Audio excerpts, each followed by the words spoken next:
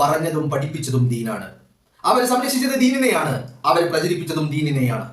ആ ദീനിൽ നിന്ന് അങ്ങോട്ടോ ഇങ്ങോട്ടോ പോകാൻ ആ മഹാത്മാക്കൾ സമ്മതിക്കില്ല എന്നുള്ളതാണ്.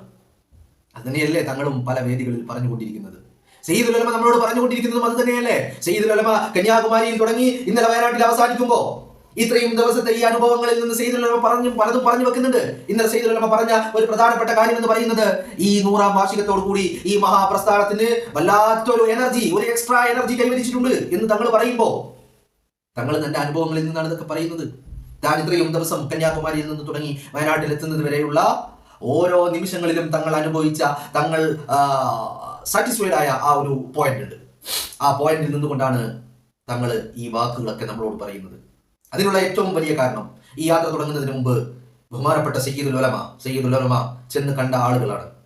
ആ ആളുകളെ കണ്ട് അവരോട് കാര്യങ്ങൾ പറഞ്ഞ്, എന്താണ് ചെയ്യാൻ പോകുന്നതെന്ന് പറഞ്ഞ് അവരോട് കാര്യങ്ങൾ വിശദീകരിച്ച് അവരുടെ സമ്മതം വാങ്ങിയിട്ടാണ് സയ്യിദുൽ ഉലമ ഇറങ്ങി പുറപ്പെട്ടത്.